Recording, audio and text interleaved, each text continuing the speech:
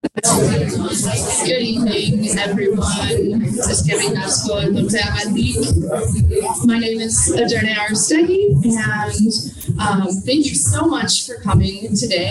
I'm so glad to see so many different faces here and kind of, the feeling of opening up again and everything kind of being somewhat back to normal. So this is awesome. I hope you all enjoyed some of the food. Be sure to get some more. So we're all here to hear Xabier Irujo, the director of the Center for Basque Studies at the University of Nevada, Reno. He will be speaking about Bill Smallwood, who you met, right? I've seen a couple of pictures of the two of you, and I was actually thinking about making the poster with that, but it didn't happen. I think a lot of you might have been here a couple years ago when he gave another talk about Gernika, so we know how wonderful Xabier is when it comes to this topic. Before we begin, I do have a few announcements. We have quite a few events here at the center and on the block coming up soon, so I just thought you would like to know.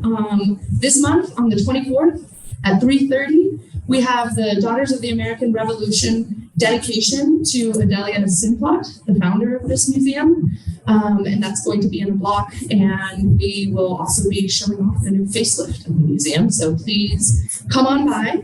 And then starting in April, we've got a packed schedule.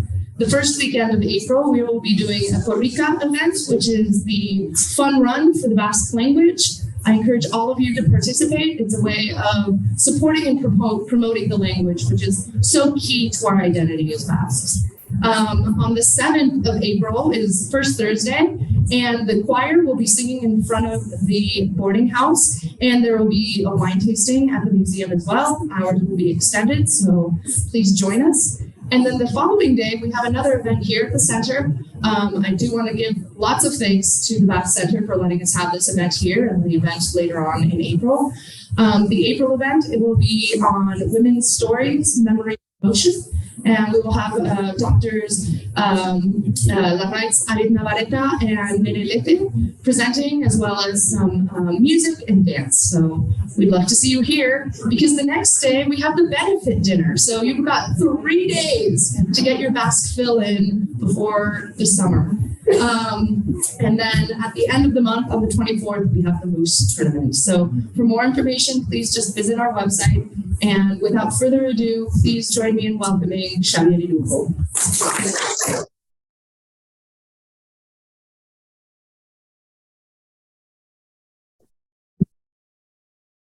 I don't know who your professor was, but he was a very good one. And we collaborated in this event.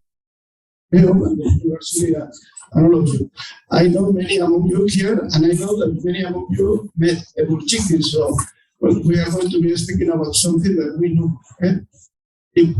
And I'm not going to be speaking about his life, his biography. Let's say I'm going to focus on what he related to the moment of Gernika and the story of the Basques and how he learned the Basque language. It is quite a story. I don't know. Okay? And another one like him, and who has learned Basque in such a way. And also, we have to say that he was a very special person. We know how he was. We are going to see all that through his adventure in Gernika and also here in Idaho among the sheep herders in the mountain. So, I'm going to start. I think we're going to be rather short, so later on we are going to have the opportunity of that. The story of this starts in a Bill's house. It was 2011, November. And we were working on the last memorial, the one in 2012. And so I was there with Peter and Frida, and it was for long, days of work. It died, the working, etc. And it was very late for Idaho. Country maybe, but maybe 11, 11 at night.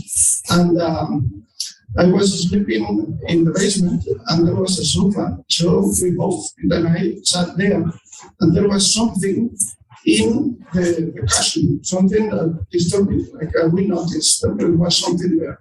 And we took it, and it was a book with hardcovers. And it was The Day Gernika Was Found, was the title, signature Egurtxiki. And Pete had already read it and told me, well, you have it? Like it. And so it was. I didn't sleep that night. I started reading that, and I had so many questions. It was written as a novel, but it was interviews. It was people speaking. So I had my doubts. Is this real? It was such a treasure to be real. So I thought maybe a piece of fiction or something like that. But next morning, very early, I was already waiting for the coffee there in the kitchen, and here Pete and Frida, and we started speaking obviously about the book. And I asked him, well, who is this Egurtxiki? And he told me, well, just a second. And he took the telephone. This is something that he did several times. And he just called him. And after speaking 2 words, well, here I have a person, the name is Xabier, he wants to meet you. And we started speaking again. And in 5 minutes, it was no more than that, he told me this. I wait for you tomorrow in my house in Arizona.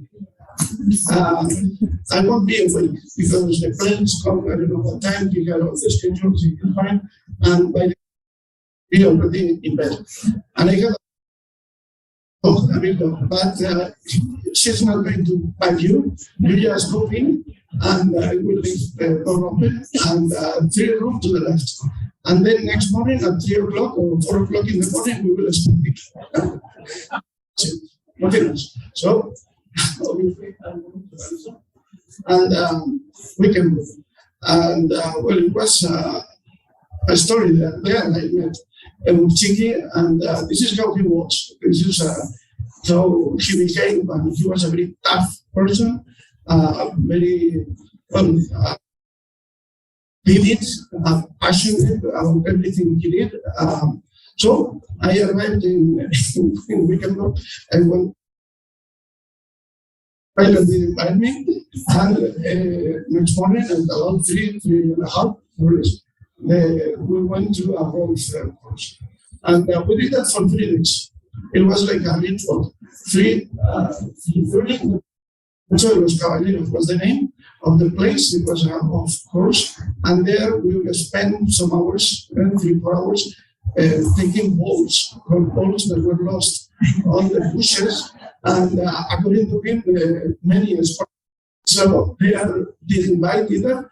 And I think that what he did was to collect these balls and then give them for a charity or something like that.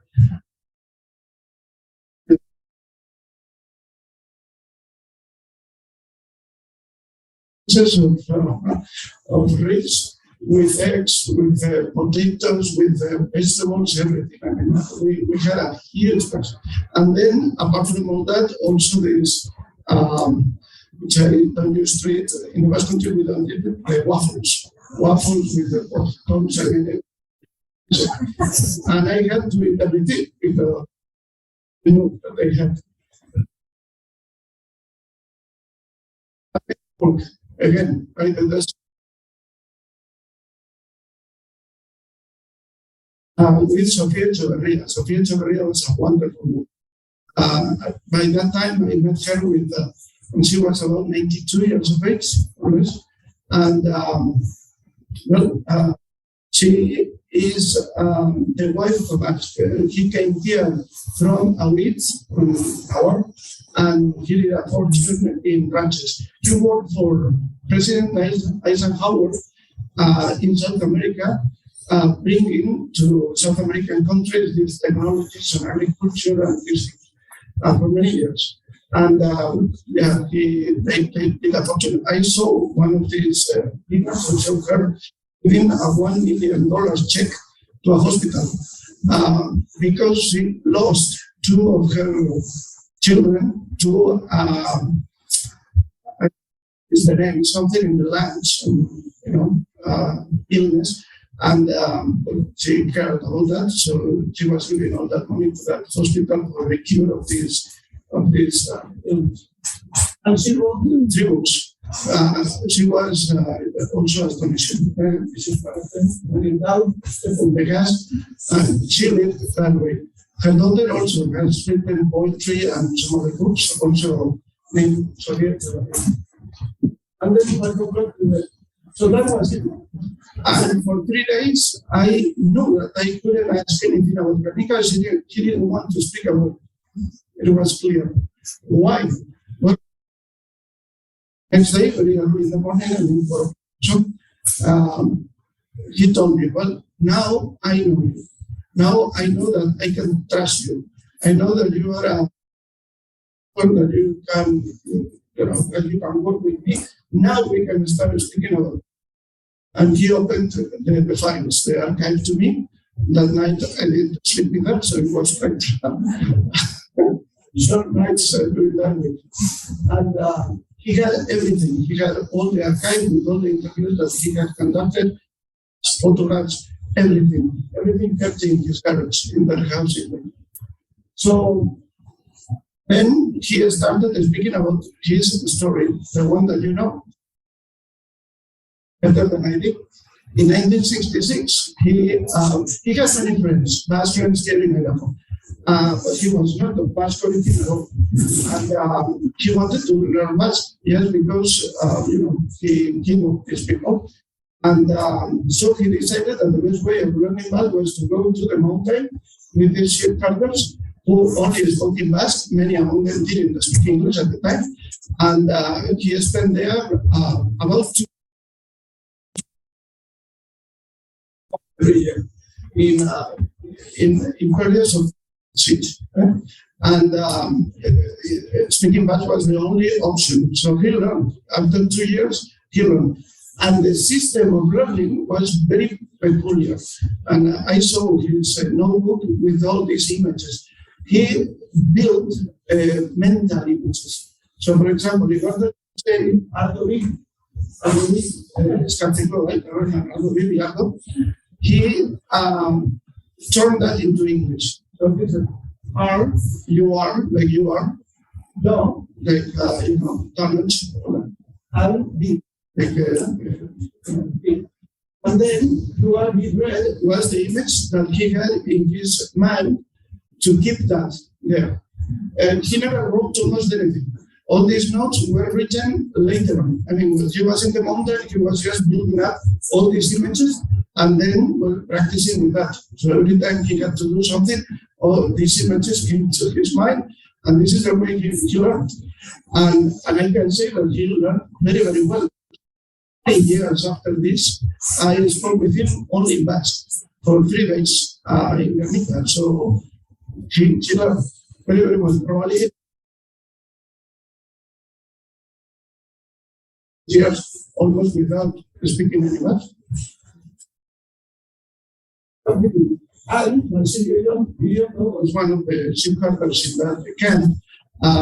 After he started speaking in Basque, baptized him, Egurtxiki, which is the literal translation of a small chiki wood.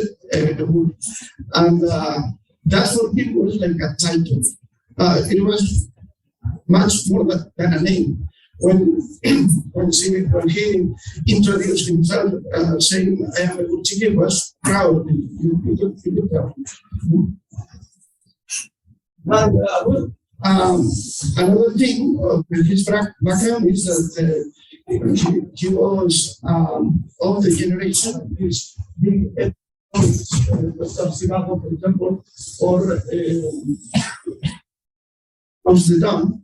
Okay, those were novels of the 60s, mid-60s, and the films also are of the mid-50s. And he loved these films and these epic, let's say. So he thought that he wanted to do such a novel, that he wanted to write a novel with these ingredients. Okay, as it says there, sweeping epic, went in true history with much like him, probably, and an underlying romance. So there was the plot for that novel that he was going to be writing someone. Now he needed the plot.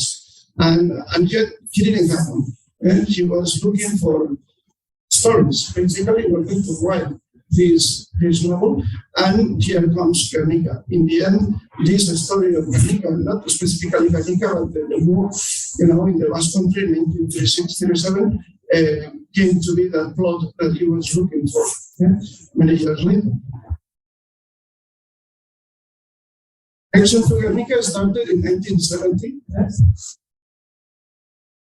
1971, spring or summer of 1970. And he came to the Basque Country in a course, in a summer course organized by the Center for Basque Studies at the University of Nevada. He came to learn Basque culture and Basque language. These courses were organized in the Paralde, in this case in Lapurdi, because one of the professors in Bilbao was exiled, so he could not go into Evalde, into Vizcaya or Cordoba, etc. So these courses were held there. And Egurtxiki is there, the third one, to right from your right. And I think that, Mira, you are here also, to the left here, is that a flute. Well,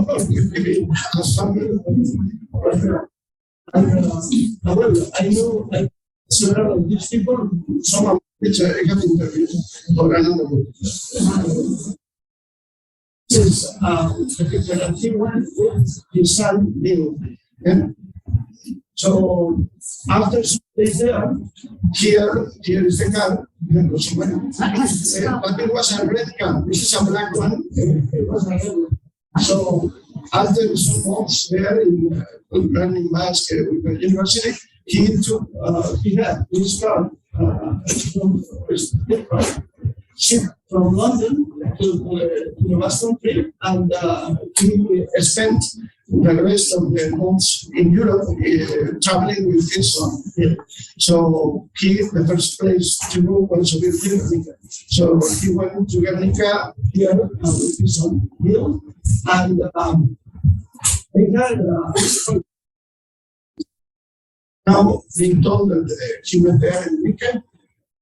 And so many other people, probably maybe some among the ones that you are here.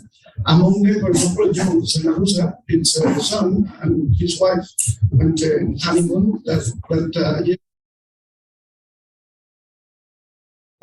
thing is that he spent much of that time with these ship carvers of friends friends here in Idaho, and these ship carvers.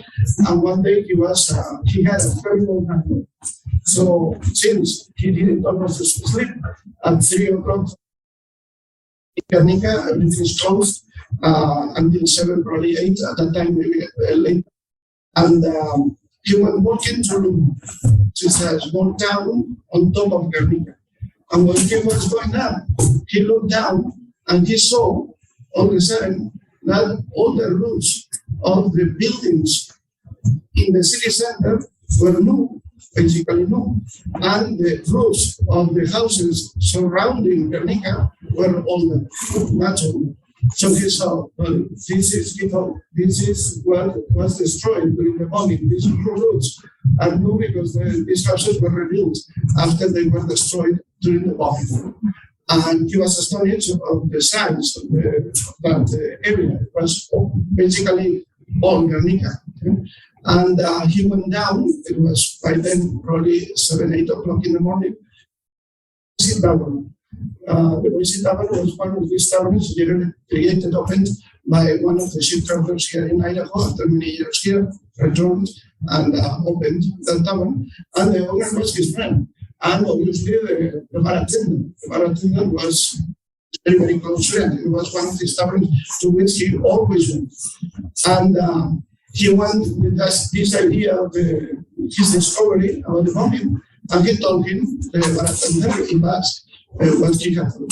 And then that person, instead of laughing or I just went mad, he told him, here we don't speak about politics. And he answered in English, not in Basque. You have to go and never come back. I don't want problems. I don't want troubles. he didn't understand. He didn't understand that just to speak about the bombing of Gernika in 1966 was very dangerous. A person could be just beaten by the police or fined or maybe taken to prison, as some people were before. It started in 1937. So he didn't know all that. And he left, but he was so mad about it. I mean, knowing that he could not speak about the bomb in Gernika, something that he discovered right there in such a way. So he returned back to Gernika after 2 years. He thought right away in a conversation that he had with Miller in the airport, and they were coming back to the United States, that he was going to learn perfection, let's say, or perfect his Basque, and go back to Gernika to write a book about interviews among the people who had lived the bombing in order to know exactly what happened that day in Gernika. And so he did. He went back to the mountains here in Quechua, Zambale, all that area with his ship carvers. And after 2 years, he was ready to also write in Basque. And in this occasion, he rented this BMW. By the way, he not only was in Gernika, he was in Gernika for many months, in this case from November 1971 to almost May 1972. But he went also to Paris, to Germany, to so many other places in Europe after being in Gernika. So in this case also, he went with his son. And in principle, he had to hide his intentions. He could not say that he was going to Gernika to write about the bombing. There was nothing that he could do. So he needed to contact the resistance. There were many former soldiers, Budaya, in Gernika, and people who could help him, but he could not just ask. He needed a good contact that introduced him in the resistance. And that happened, and he was at the Alien Hotel. Today it's a restaurant. It was closed for many years. Castor Alien's house. There on the first floor with the balcony, there he was for all these months. So this is a photograph of the time. In March, Joe went to Gernika, and they had been already in contact with the resistance, so they knew some of these people. One of them was Oñatibia, Oñatibia, who was also another of the professors of the Center for Basque Studies in Reno, the University of Nevada. And also Arena Martija, the one who the Basque music. All these people were very, very much in the resistance. So through Joe, he contacted these people, Oñatibia and Arena, and through them, he started interviewing Beistegi. Joe Beistegi was, see here, well, this is a photograph of them. I mean, father and son, father and Bill son at that time. This is Joe Beistegi here. He was the commander of the Loyola. He was from Gipuzkoa, and the Loyola Battalion was in Gernika during the bombing. So many of the men in this battalion knew how, what happened in Gernika during that day, because they were there. So he started in him, and here he got his story. That the story that he wanted, that plot that he wanted to write. So a story about the war in the Basque Country with a climax on the day of the bombing of Gernika, and he started doing it. So all in all, he conducted 129 interviews, and it is incredible how these interviews were, how it happened. He was in the Ariens here in this hotel. The first floor, the main gate, goes directly to the restaurant, and he had lunch every day in that restaurant. So he could not know who he was interviewing, just in case the police captured him. So if he was captured, if he was arrested, he could not tell who had been speaking to. So every day, not every day, every day that he wanted to have breakfast there, he had a cup of coffee. And piece of paper, a red piece of paper under the cap, if there was going to be an interview. If there was no red paper, there was no interview that day. He knew that he was free to go anywhere. So he saw that, and then, at 11 o'clock, he had to be somewhere in Gernika. And there it was Beistegui, and they took him to the person who he was going to interview. But that person was never heard about. It was always happening in a place unknown to both of them. So in case he was arrested, he would not say basically anything. Even more, he took notes, and by the way, I forgot to put it here, but he developed code writing. So when I was left with his archive, I couldn't understand anything. You can imagine what frustration. I mean, being there in front of all these documents and being unable to read anything because it was everything written in his own code. So in case the police arrested him, they did that. But even though, these people were tortured when arrested, so that was not enough. So all these interviews were sent to him to Paris, via Paris, to Idaho here, after he was already here. So he didn't keep these interviews. That was the way it was done. Every day. Imagine 129 interviews, it is a lot. A great professor. So, that was the way he many people collaborated with him. It was not only him doing the interviews, and Aingerua, Ángeles Basabe from Gernika, Aingerua, he was Aingerua, taught him Basque. And taught him Basque for all these months. And without, if he didn't go one day for any given reason, he was quarreled, but strongly. So he was very harsh on him. And then here, and also one committee, and maybe you met Sarasua from Ketchum, Idaho, as well. She helped him.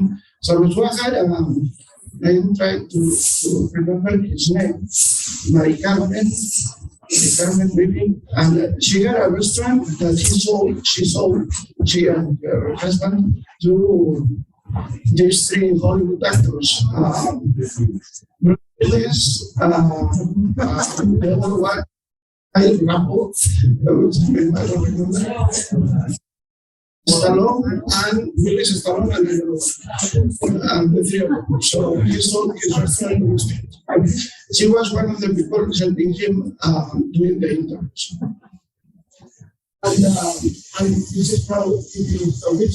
And then, all these years after, the manuscript remained unpublished. It was never published. And he gave a copy to Bill and very few other people. So no one even knew in Gernika that this had been, written or not. No one spoke, no one said anything about these interviews. And there it happened to pop up from its count. And then right away, now as you see, this was in November 2011. I went to Arizona right away next day. And then we started preparing the first edition was in English, and one committee, the person who had helped him translated the book into Basque and also into Spanish. So now it is published in the three languages. And you have it in Amazon. It is the day Gernika was bombed. It was published by the City Council of Gernika. And we presented the book, and it was August. It was about 100 days. It was very short. The room, being as big as this one, it was so packed of people that there were people looking from the windows.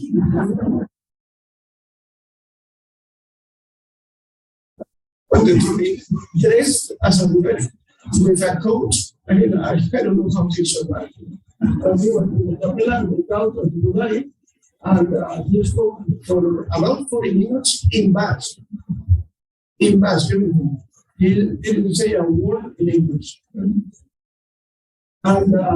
so that is the story. But I want to, so you feel what is the power of that book. We are going to read, this is Xabier Irujo.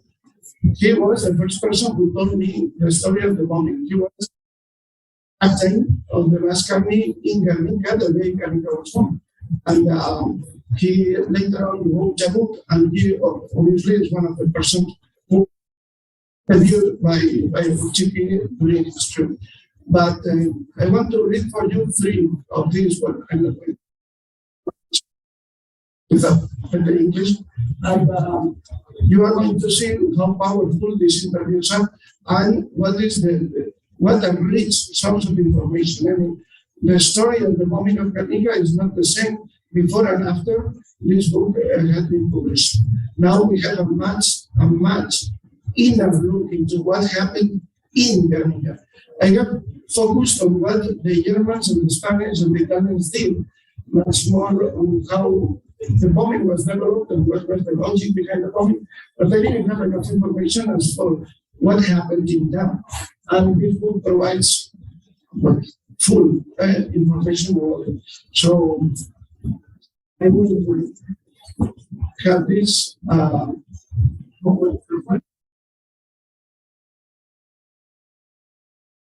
There's a big mansion just north of a small plaza in the northeast section of Gernika. The mansion had a stone wall around it, and a bomb had fallen and broken part of the wall. Lying nearby were two girls and a man, who must have taken refuge near the wall. The man and one of the girls were dead.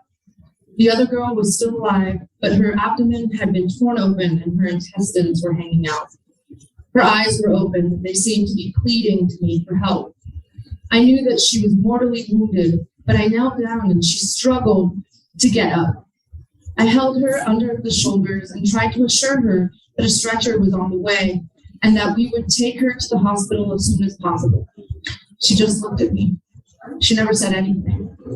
She was a very beautiful girl with light brown hair. I was still holding her and talking to her and waiting for a stretcher when I heard the sound of airplanes. I looked back over my shoulder and saw them.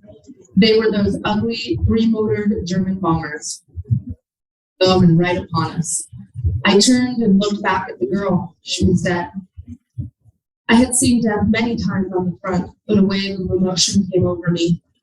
I laid her down gently and motioned for the other Gudaria to take cover.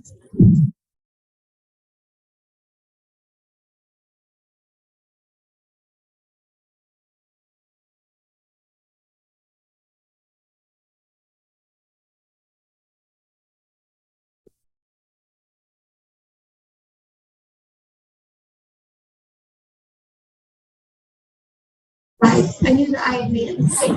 It was jammed with people. Standing like sardines in a can. I probably would have gone if I hadn't seen a baby air.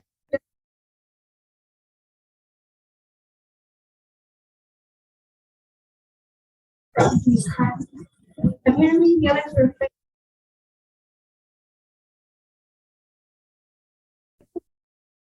See what was around me. But there wasn't much time now. I could hear the air. I crouched down beside. Probably would be all right. The noise of the airplanes kept me that she left her two baby brothers in the house above us. That was what she was saying. But I didn't have time to be thinking about them. There was a loud roar of engines. The bombers were right.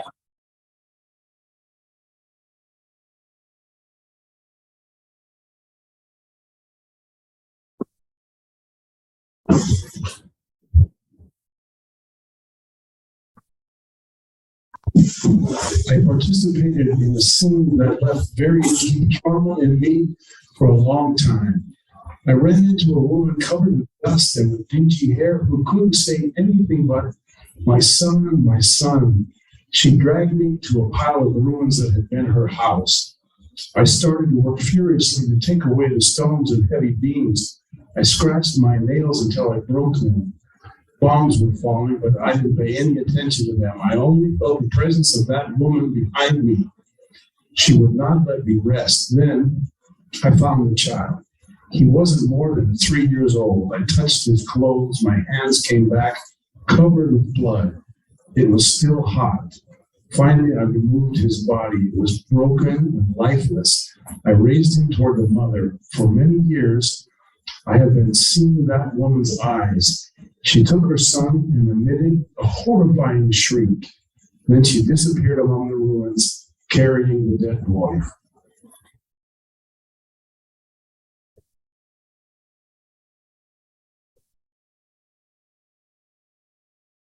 These are the 3 testimonies. Again, there are 129, and all of them are very similar, or even worse.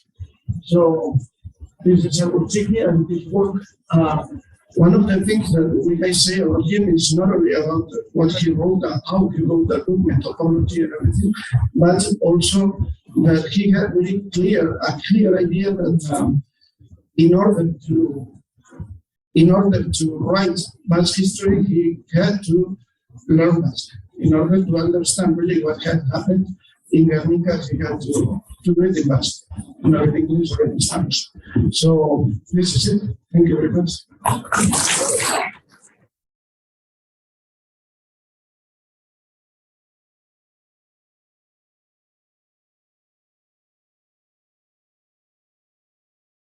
Peter died right on time. But does anybody have any questions for Xabier or any remarks that they would like to make? I do have, speaking of the book itself, we have flyers over at the table that will have a QR code that sends you to Amazon so that you can purchase your own copy. We don't have them at the museum. But we would really appreciate if you signed up for Amazon Smile, which donates some of the proceeds to different foundations like us, the museum. And we also have copies of Xabier's book, which is really worth reading. It's a nice, slim book that I think you guys would all enjoy. But does anybody have any questions? Xabier, can you tell,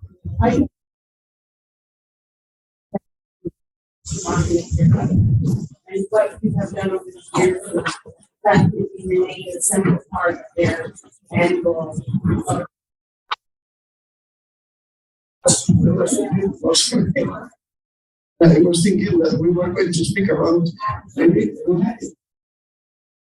slides back. I hope so. I would show Sebastián because I feel that it is worth it also that you tell the story of your mother with. Okay,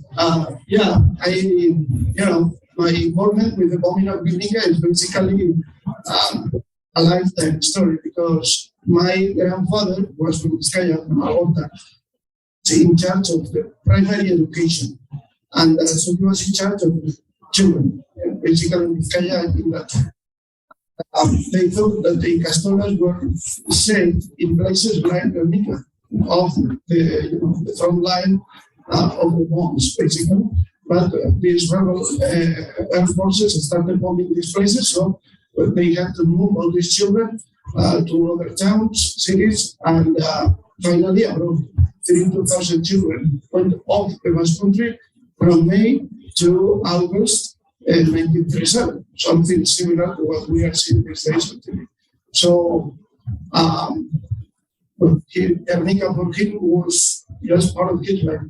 Later on, in Uruguay, he became a spy, an agent, a secret agent for the OSS, the Office of the Strategic Services of the US. And he and 7 agents in Uruguay were, capturing German, Italian, or Spanish agents working there. And as part of the war effort, they inaugurated the Gernika Square, the Gernika Plaza in 1944. And that sparkled ignited the inauguration of tens of Gernika squares all over the Americas. And Gernika streets and many of the parts. I think it's the war. I think the bombing of Gernika the yearly commemoration was something that at home we always did. And when Gernika came home, I told that the other day at the university, when he came home and he told us how he saw all this happening in Gernika and how he was in Gernika during the bombing. When he finished explaining to us what was going on at home back in the Basque Country, a lightning came from the window into the chimney and exploded there. So that was like nailing, let's say, his testimony. So that is, I mean, the personal involvement with the story. But this is Sebastián Uría, the story that we have told. And I think that he met your mother. Yeah. When Egurtxiki interviewed my mother, he asked my mother if she remembered what she was wearing that day. And the dress. Bill went into the files that he had with him and read the testimony of this man. Another lady, his name was Gernika.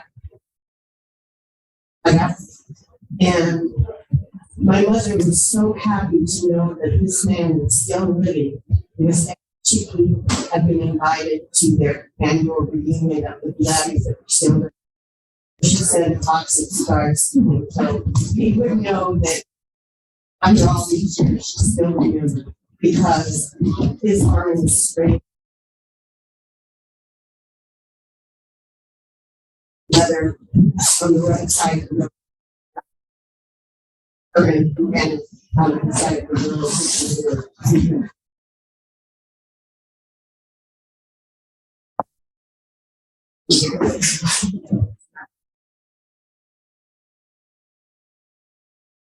By the way, he was the only of the 3 survivors of this shelter. In this shelter, there were 500 people, and all of them died except him and 2 others, because they were at the gate, at the very gate of the refuge of the shelter. So when the bombs fell, he was expelled out, and that's why he lost his arm.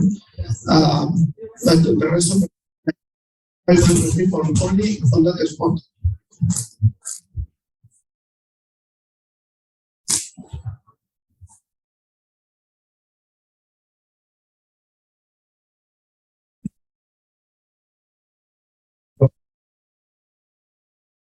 It's a famous person. He was a biologist, and he did a real fortune by writing textbooks. Some among them had 70 different editions, all over the United States. Yeah. Yeah. And also, not textbooks, but manuals for pilots. He was so successful that he started teaching teachers how to teach biology. And since the United States is a big country, he bought a plane. So he started to fly all over the country. Yep. He had his own small plane, but they are planes. And he's really. But he started as a teacher here in Idaho. Of the high school. He was born in Missouri. In fact, I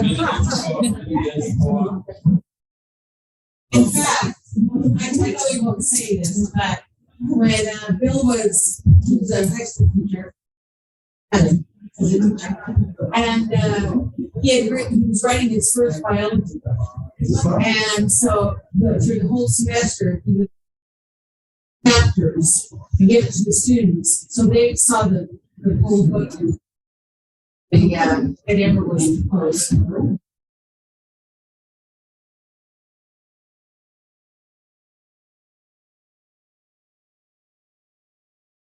Yeah, he was a student.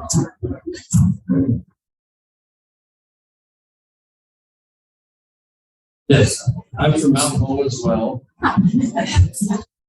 The bottom part, please. So Bill Smallwood, I knew since I was biology teacher, wonderful person, wife.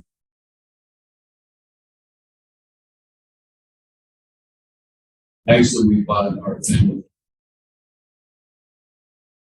But his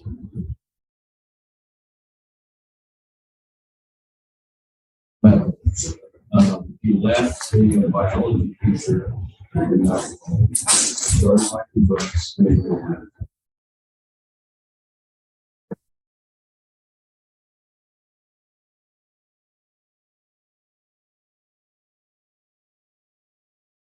Started becoming more and more interested in agriculture and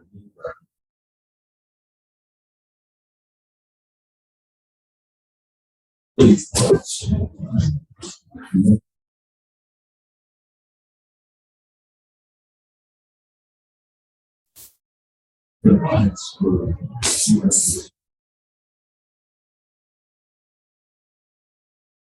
all separated purely from the experience of go back to the winter.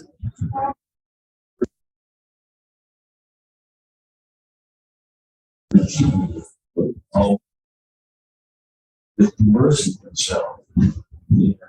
That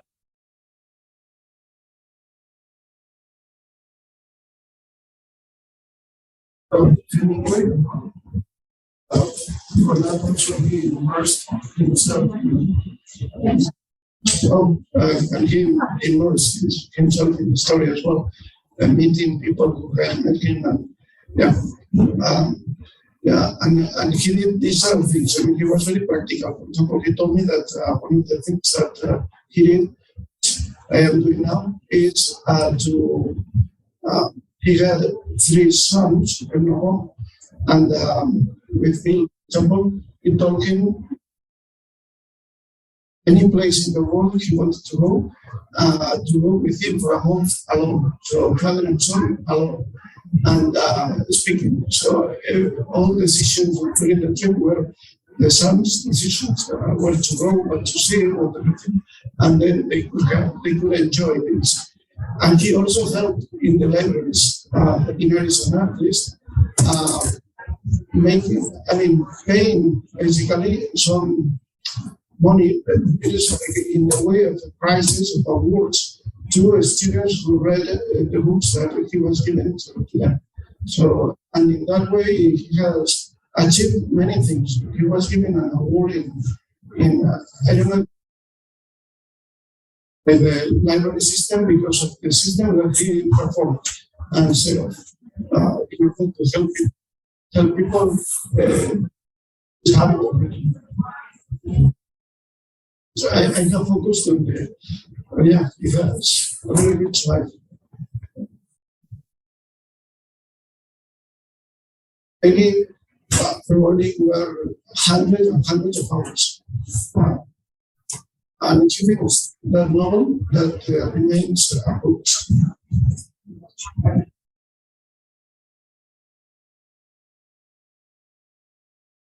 Yeah, they were friends, and also Patty. Through the son, through their son Joe, because they were both students in that. That's how they met one another.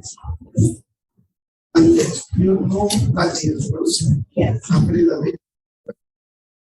So they were good friends, Patty and Bill. But now it is in the archive, and we have to speak to his son or his sons, all of them, and if they are okay, we could publish it. But it is not published, and we don't know whether to what extent it is finished. It is the title is I Better Die. I Better Die. That is the title of the draft title of this novel. And the whole sentence, I think it was, I better die than see my country conquered or occupied. It was about the war. Basically, the story of the people.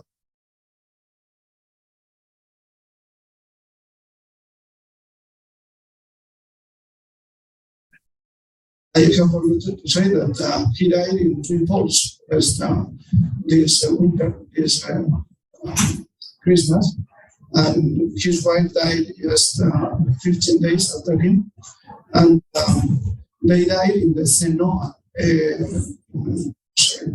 and it is called Senoma for Sena Rosa, and Oma, who is Frida's mother. Chose that place because of that.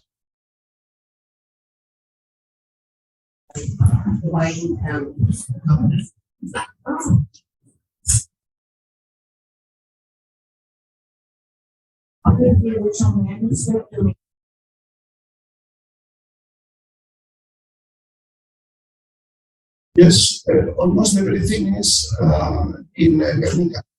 He wanted to donate that to an archive, and he came to Reno, to the Center for Basque Studies. Don't say that, Eduardo.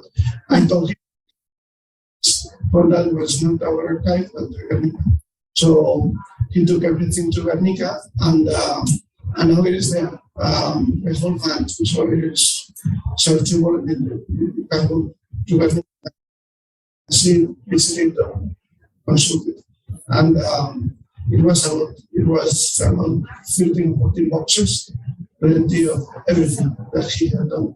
I know that not everything, because when I was in his house in Arizona, I saw some documents that later on I didn't see there. And some of those are the notebooks, these coded, let's say, notebooks. I didn't see that in Gernika. I don't know if I didn't see it because yes, I didn't, or maybe it was lost in. So he was already almost 90 years old, so probably some of the papers were lost, but almost everything is there. And his populist there also. I'm sorry, where are you living now? I just looked up no. This is that. And he's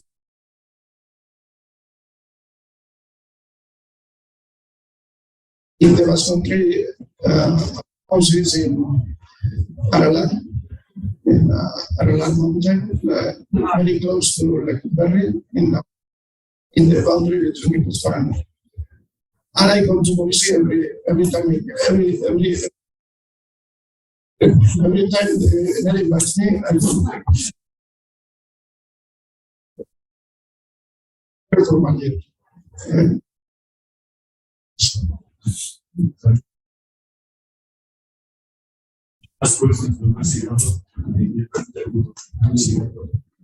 I think so. Eloise and now what the name is in my head.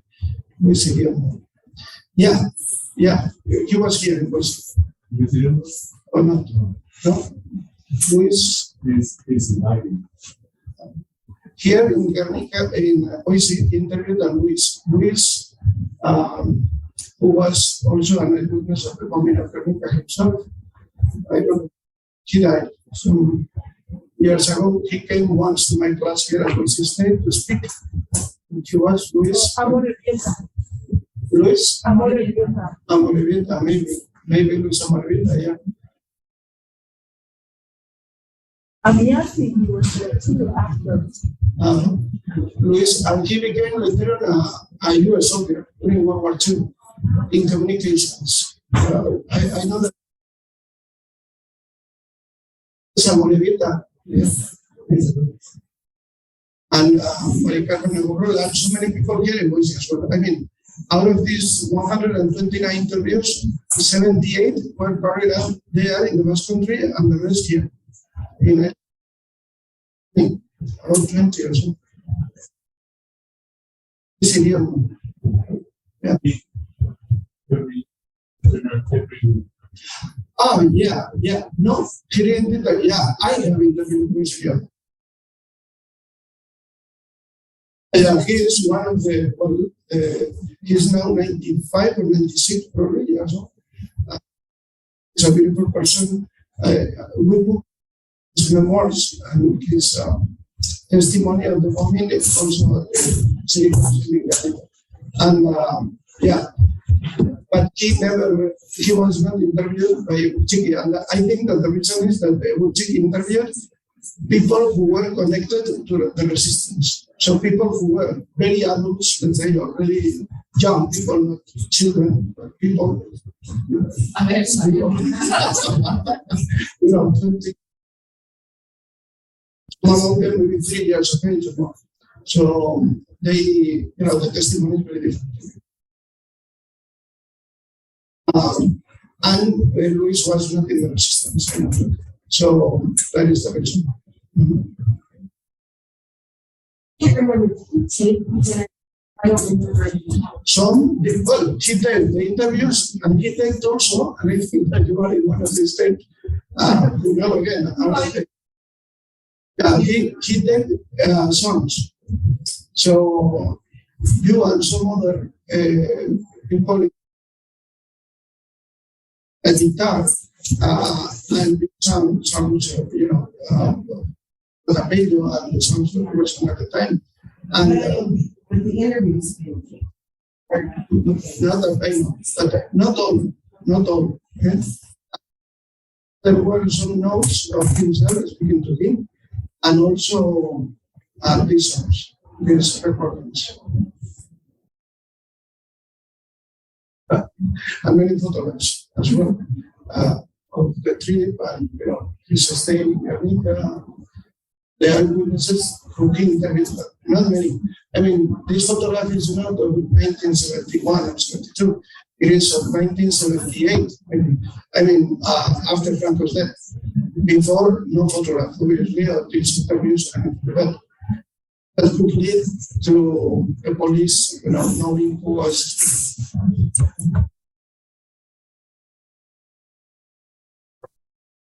All those photos of the Yeah, see, for example, this photograph here was taken by Basule Pastor. He was a Hungarian. We didn't know pictures who had taken them. For example, I have one of the originals of this photograph because Joseba himself gave it to me. But he never told me who took it, and I didn't ask at the time. It was 20 something.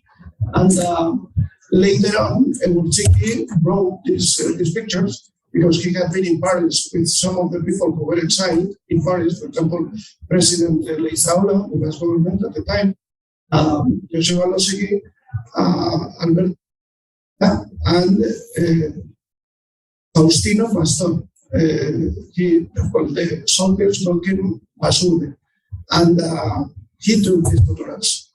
Now we know because of Egurtxiki. And you know, there are many pictures taken by the Germans and the Italians and the Spanish. Usually used are the ones taken by the Bulgarians, like this one. Anyway, there are 400 pictures, a big collection. So to photograph that day, or these days, I mean, the city was captured by the rebels on April the 29th, was the daughter of one of the captains who broke the issue that the rebel navy had with Bilbao. And, you know, people in Bilbao with food. And that was a captain of the Seven Seasons Pride, was the boat, the ship, very famous boat. He entered in the harbor of Bilbao with a lot of food for the first time. Yeah? And he put her daughter in the very front point of the boat, let's say. They are standing to show that it was not that risky for the rest of the British boats to take food into the boat. But that girl, at the time she was about 16, took many photographs. And only about 5 years ago, in near London, there was a place to recycle paper. And there was a woman working there in the lane, you know, and there were books and different types of paper coming. And all of a sudden, she saw an album with the name Gernika on the cover.